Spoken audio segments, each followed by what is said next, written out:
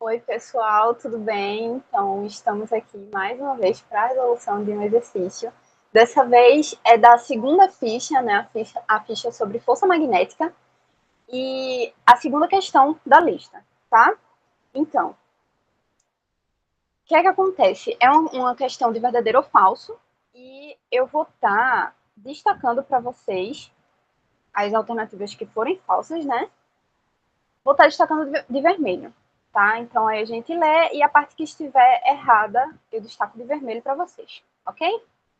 Vamos lá. Ó, no Museu de História Natural de Nova York existe uma exposição sobre a origem do Sistema Solar, que apresenta planetas e estrelas, os quais exibem características elétricas e magnéticas, comuns aos equipamentos eletrônicos de uso cotidiano.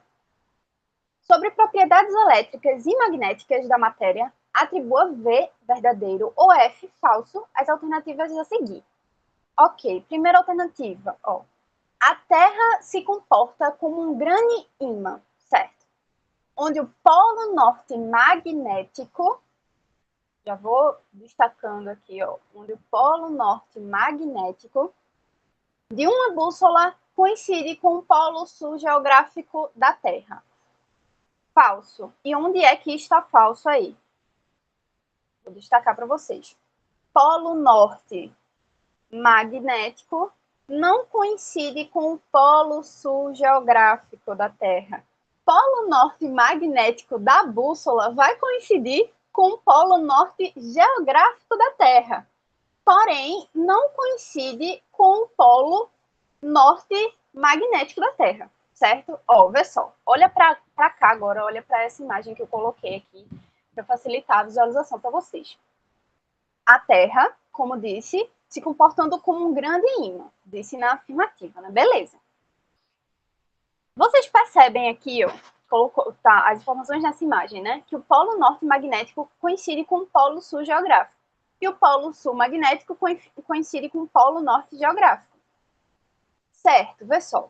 O polo norte magnético de uma bússola, ele vai ser atraído por outro polo, só que um polo sul magnético, certo? E quem é o polo sul magnético da Terra? Deixa eu destacar aqui com um branco.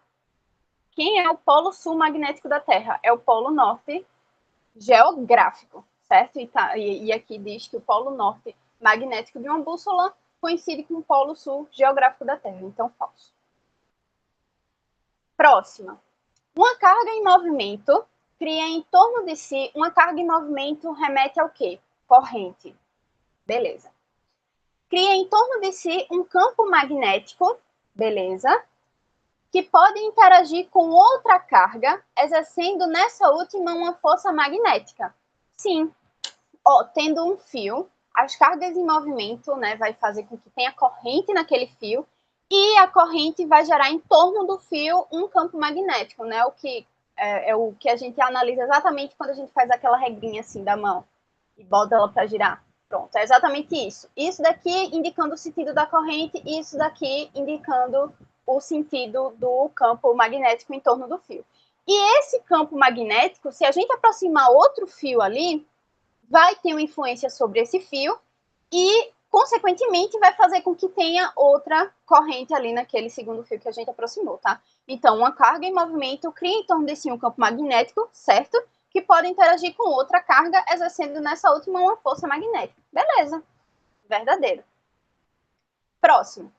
Se há uma corrente passando por um fio condutor de área A e comprimento L, imerso em um campo magnético B constante, uma força F perpendicular, e eu vou até destacar essa parte aqui, perpendicular, é muito importante, ao campo, atuará neste fio, fazendo com que as cargas experimentem a força que tenha essa expressão aqui. Vou destacar também.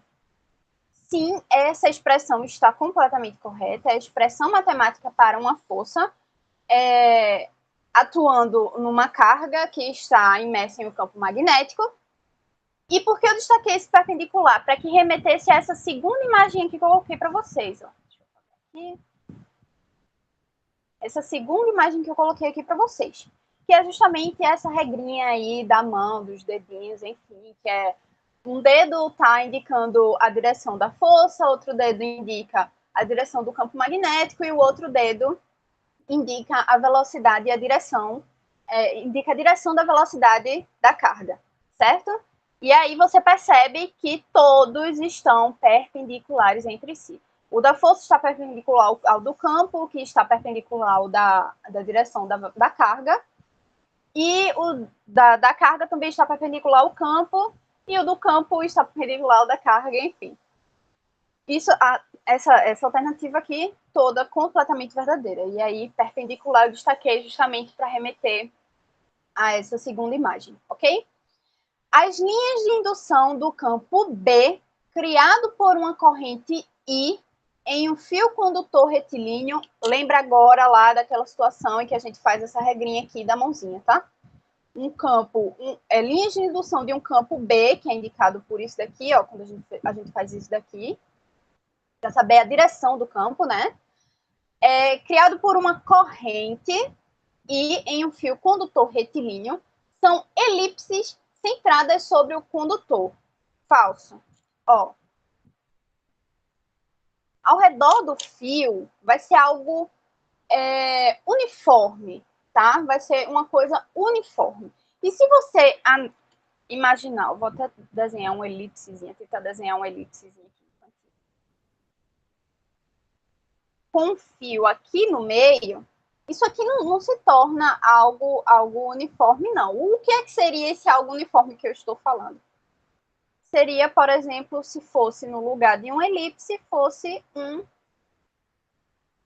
círculo, tá? Tudo bem que aqui não está um círculo perfeito, mas imagina que fosse um círculo aqui bem desenhado. Então, as linhas de indução de um campo B criado por uma corrente I em um fio condutor retilíneo são elipses centradas sobre o condutor? Falso, são círculos. Numa espira circular, onde circula uma corrente I, então, deixa eu até baixar um pouquinho aqui, ó. Uma espira circular,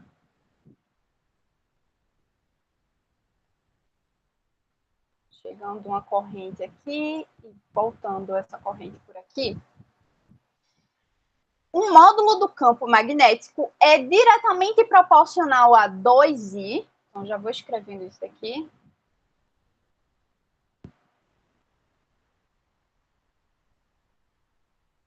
E inversamente proporcional a R², sendo esse R aqui muito provavelmente o raio da nossa espira. Falso também. Na verdade, o módulo desse campo magnético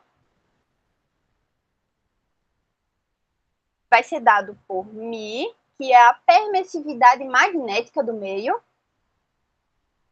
e 2R, tá? Então, o módulo do campo magnético é, de certa forma, diretamente proporcional a I, mas não a 2I. E é inversamente proporcional a R, mas não a R², tá bom? Então, ficamos com que alternativa? F, V, V, F, F. Alternativa D, né? F, V, V, F, F. Tá bom? Então, gente, a gente vai ficando por aqui, tá? Eu espero que tenha ajudado vocês de alguma forma e até a próxima, tá? Tchau, tchau.